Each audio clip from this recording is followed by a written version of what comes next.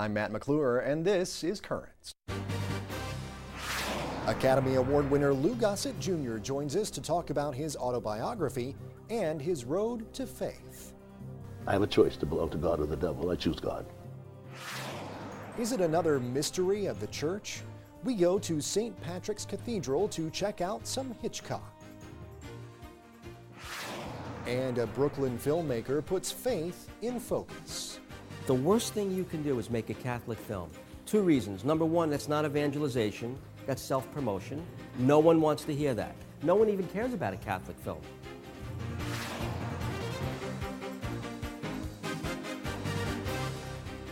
Well, good evening. Thanks so much for joining us tonight.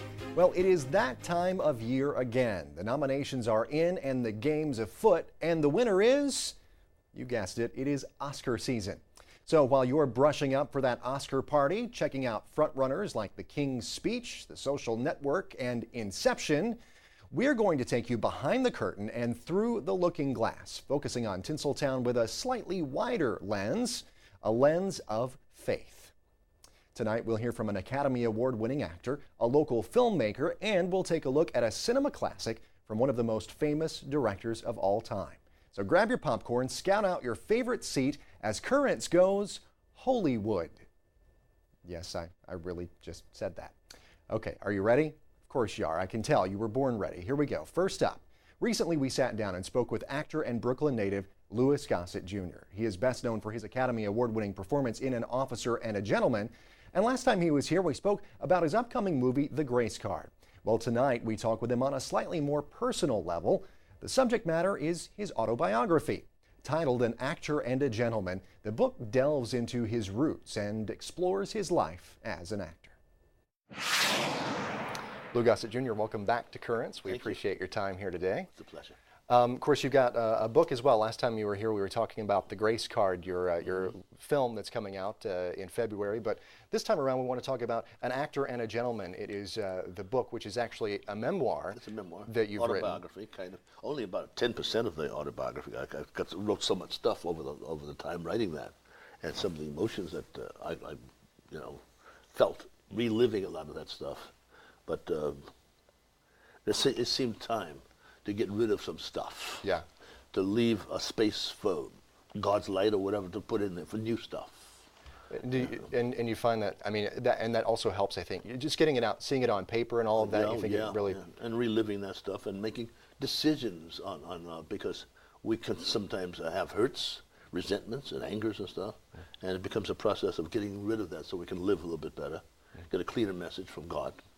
And when we converse with Him on a daily basis, it's best to have a cleaner receptor. Sure. You know? Well, it's very clear that faith has been a big part of your life, and we were looking, as just a matter of fact, a moment ago, of a picture of you and your grandmother back when your great-grandmother, when you started, just had started acting, and you were actually on the way to church, I believe the caption said, and she actually passed away when she was 110 years old. More or less, because she had to be a slave. Yeah. Because the Bible started after slaves were freed. And the births and deaths and marriages and baptisms were in the Bible, and hers was not. So she seems to remember the day, maybe she was 5, 6, 7, or whatever, on the road, a stagecoach or wagon came, ran over her finger, so she had this much of a finger. Very powerful to have a finger, by the way. Yeah. Very powerful. Right. And because she had switches and stuff, and she would point, Yeah. But she was very simple, very understated. And she sometimes was in charge of me and some 17, 18 of my cousins. So the process of the family is if you're young enough to have a job, you had the job. Right. But the eldest, my grandmother, her mother, and all the aunts, the eldest women, took care of the kids. Right. So I might have been an only child, but it was me, a whole bunch of us. So I had to learn how to get that drumstick quick, and all right. that. But so it was it was like a tribe of people. Right. We had common rules about how to behave before we went out that door.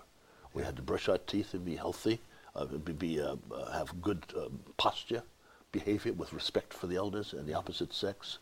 We had to dress properly, behave ourselves, our spirituality, our physical fitness, before we went out the door. Yeah. And that segues into the mentorship program, because that does not happen today. Right, and you were going to talk a little bit about the mentoring program that you head up as well. Tell me a little bit about that, because that does go right to the heart of it. It's right to the heart of it, just like the grace card, just like the book, just like, hopefully I like to think my life is the same. It's all the same. There's some things that we've kind of abandoned because of the business I work in. It becomes a business rather than art. It does not raise our children properly. They're there for the money. They exploit. Right. There's nothing happening in the homes the way it used to with the extended family. So the neighborhood begins to corrode. Thank God for your TCC, because you're bringing it back. But it becomes extremely important for us at our age to mentor the next generation and generation after. We get back in line for the things we're put on the planet to do. Right. The outcome of it, I believe, personally, is that when we do that properly, we get to live a longer time, and we get the keys to the kingdom. We get to live a long time and to appreciate flowers and grandchildren and great-grandchildren, just like my great-grandmother, and extend our lives and our spirit longer when we're doing the right thing on the planet. Right. Yeah, and pass that knowledge down from generation to generation. It's a natural function. Right. A natural function. Yes. Well, very good. Well, of course, the book is entitled An Actor and a Gentleman, which is, of course, a play on The Officer and the Gentleman, for which you won the Academy Award. Is that a play that's on what that? Oh, boy, what a surprise. I never know. thought about that. I'm glad I told him. You never knew. You never thought about that, did you? Hello. No, but of course, you going through this amazing career, which you've had a nice, long career. Yes, sir. in acting and trying to make a difference now with this mentoring program and so many other things. How has your faith guided you through this? If it was not for faith at some of those dark times, I would not be sitting here. I distinctly remember, it could be my imagination and my insanity, but I remember being very close to death and having a voice inside me or outside saying, go back, it's not your turn.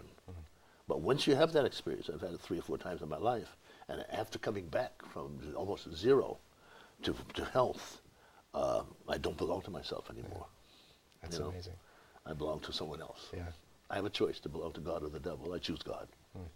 Amazing story, amazing career, amazing life, and hopefully folks will go out and buy the book. Sure, and so I could use the money. Right. Okay. Pay the bills, folks. No. Lou Gossett Jr., Academy Award winner, thank you so much for being here. My pleasure. We appreciate it. My pleasure. Loved having him here in the studio. And if you'd like to learn more about the life of Lou Gossett Jr., his autobiography is out in stores now. Well, stay tuned. There's much more currents ahead. When we do return, protests continue on the streets of Egypt, with Muslims and Christians demanding change. We'll have that story and the rest of the day's headlines next.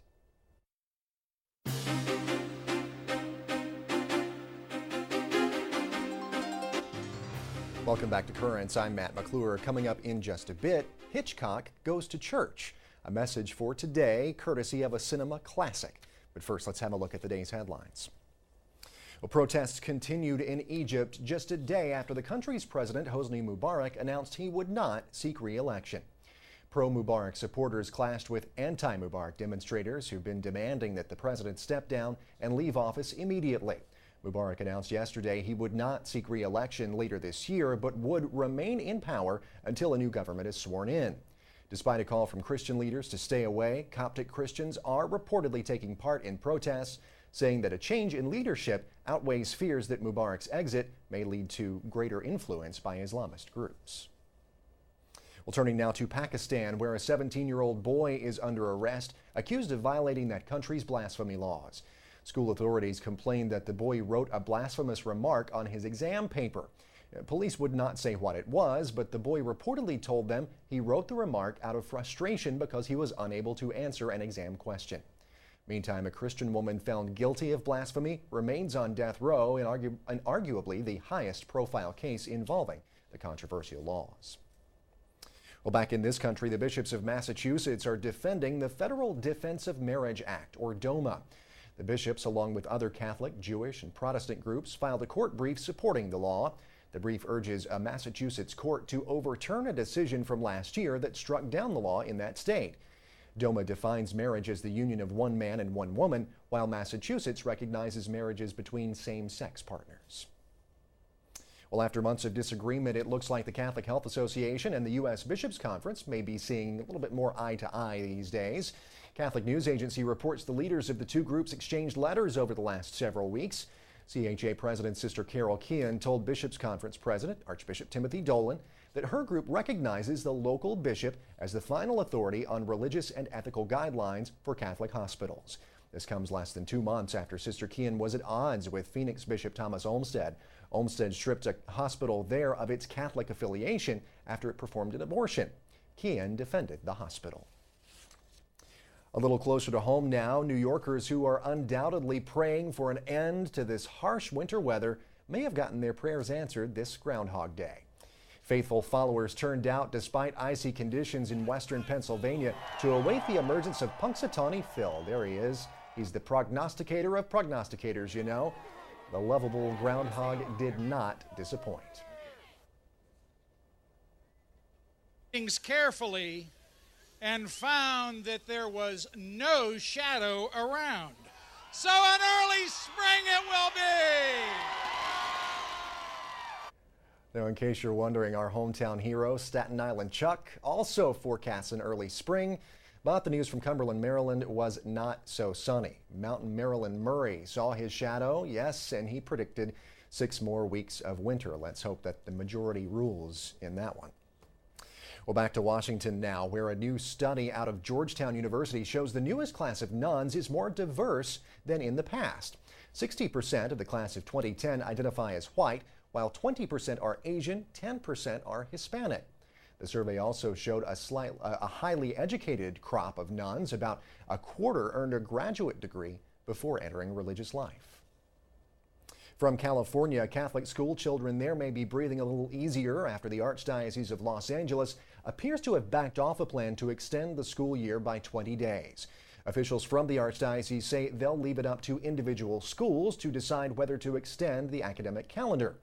The school's chancellor says the extension was only a recommendation.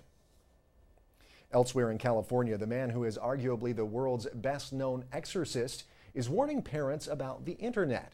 Father Gary Thomas, on whose life the movie The Rite is based, says websites dedicated to the occult, witchcraft, tarot cards, psychics, and seances are increasingly exposing young people to demonic influences. Thomas, speaking with Catholic World Report, added that pornography and drug abuse are doorways to attacks by evil spirits. In other technology news, when it comes to understanding the new Mass translation, there's an app for that. Apple is offering a new app for iPhone and iPod Touch to help the faithful learn the new Mass. The new Mass translation will be introduced during Advent this year. And finally, Pope Benedict had an unexpected meeting today. A young boy ran to greet the Pope during Benedict's weekly general audience. The two spoke for a short time before the boy went back to his seat. Well, I guess that's one way to meet the Pope. Well, stay tuned. There's much more currents coming up. When we return, we'll hear from a local filmmaker with a different focus. Welcome back. Well, we're going to bring it back home now to Brooklyn. And as we do that, I've got a question for you. What does it take to be a successful filmmaker? Well, if you ask 10 people that, you'll probably get 10 different answers. But what does it take to be a successful faith-based filmmaker? That's an even more difficult question to answer. But recently, someone who has been successful in the faith-based film market offered his take on what's needed to make movie magic. Joe Campo is the creative force behind Grassroots Films, which has made some acclaimed movies about faith and the human spirit, including Fishers of Men and most recently, The Human Experience. And he shared some of his insight at a session of Theology on Tap. Tonight we're going to have Theology on Tap here at the Greenhouse Cafe. We have Joe Campo. He's a filmmaker for the Grassroots Film Company. We thought that he would be a good speaker on the topic of film in today's society.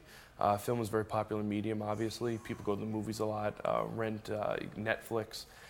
People always watching movies, and we thought that he would have a good idea of why he's in the film business and why to make Catholic films. The worst thing you can do is make a Catholic film. 2 reasons. Number one, that's not evangelization, that's self-promotion. No one wants to hear that. No one even cares about a Catholic film. People are not interested. Sometimes some of the problems we have in Catholic media is that you come out and saying you're a Catholic company, the only people who are going to watch you are Catholics, quite frankly. And one of the things we like to do at Grassroots Films is, if we're going to produce a piece, it may never say Catholic in it, but it will be Catholic. And that's called evangelization. And so we kind of step out of the box, if you will, and produce pieces that have meaning to people's lives, whether you're Catholic or not. You know? And I think that's very attractive for a lot of people today. Catholics make crappy films. Let's face it, we haven't had a good film in 40 years that the Catholic media has put out. And that's not a good thing. However, things are changing, thanks be to God. One of the things you have to be very careful when you're producing, especially in the Catholic world, is that you don't make it cheesy. You don't make it cheap. It's good to avoid, nice people making nice films that are cheesy, and it puts a bad spin on Catholic media. I think it's very important to communicate to people, especially in this day and age, through filmmaking. It's the way to reach people today. This is how people communicate. I mean, your kids are on the computer, so why not put something good on there? And we should be doing that. It's our responsibility, all of us here, to make sure that gets done. Not just me, because I'm a filmmaker, but everybody in some way, shape, or form has some responsibility towards this. I saw The Human Experience about 2 years ago, a year and a half, 2 years ago, and I really liked it. And I just took an interest in seeing what else Grassroots Films is doing. I like especially the ones where it's not on it's below the surface, and you have to look for the meaning and see the Christianity or Catholicism within the film. Yeah, I think things are looking up compared to how they were in the last 40 years, quite frankly. Even if you look on the internet today, there's quite a few very good companies out there that are producing good Catholic and Christian films. Quite a few. And we didn't have that 20 years ago. So things are looking up. Well, Joe Campo's latest production, The Human Experience, is out on DVD. We've got more on that and on Grassroots Films over on our blog. Just go to currentsny.net, click on Riding the Wave. Stay with us, there's more Currents ahead, and when we do come back, we head to church to check out some Hitchcock. Well, finally tonight, we leave you with a little something from the master of suspense. You like how I did that with a little suspense thrown in? Anyway, it's Alfred Hitchcock. He was himself a Catholic. He never won an Academy Award, but now, 30 years after his death, he's still a household name. He directed more than 50 features in a career that spanned 6 decades. And though he's known for thrillers like Psycho, The Birds, and Rear Window, his smaller films are just as well regarded. Take, for example, his 1953 film, I Confess. It's the story of a priest who has the knowledge of a crime, but he's bound by the seal of confession not to reveal anything about it. Last spring, the young adult group at St. Patrick's Cathedral held a screening, and they also had an expert on hand to talk about it.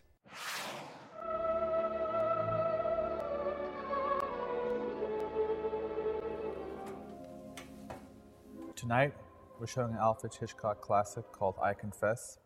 The movie is about a priest, a Roman Catholic priest, who heard the confession of a murderer. As the film develops, evidence begins to point toward the priest that the priest may be the murderer. And of course, the priest is bound by the seal of confession, so he can't do anything at all that would in any way indicate that he knows who the murderer is. So it's quite dramatic. I have killed Mr. Villette. The movie we're watching this evening is a wonderful film, I think, because it's an example of what Pope John Paul II referred to as a fruitful alliance between art and the gospel. Mercy, forgiveness, sacrifice, unconditional love. We see all that in the main character. So the event this evening, I'm going to show the movie, and then after showing the movie, I'm going to point out a few of the recurring themes in the movie, and then open up the floor for a discussion.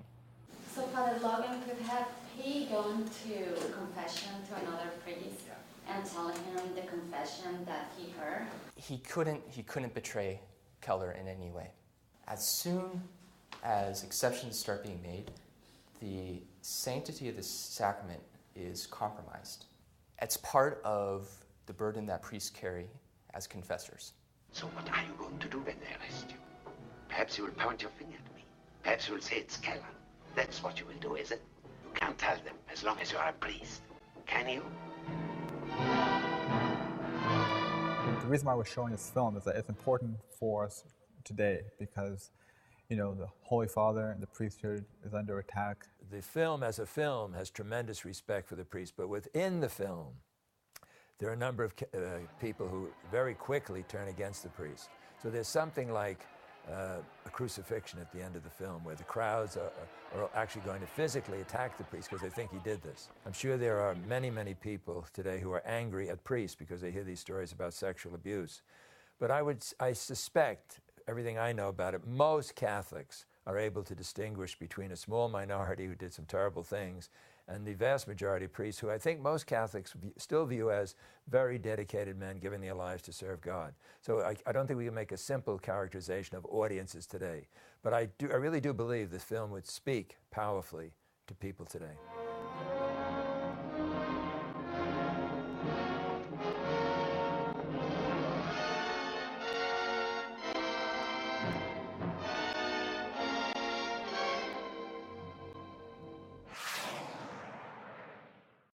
Well, definitely a unique subject for a thriller there. Nobody does it quite like the legendary Alfred Hitchcock. Well, that's a wrap on this special Hollywood edition of Currents. Yes, I said it twice. We hope you enjoyed it. We hope you get a chance to go see some good films before the red carpet rolls out and the Oscars are handed out once again. Well, be sure to tune in tomorrow here on the show. We'll continue our look at Catholic Schools Week. We'll head to a Queens school where a wax museum comes to life. That and more tomorrow here on Currents. In the meantime, though, remember we're always online at currentsny.net. You can also check us out on Facebook and Twitter. And if you have a story idea, maybe you just want to get in touch with us and say hi, you can do that. We encourage you to, as a matter of fact. Send us an email. Drop us a line at currentsny.net is the email address. Until next time, I'm Matt McClure. Thanks so much for joining us tonight, and have a great one.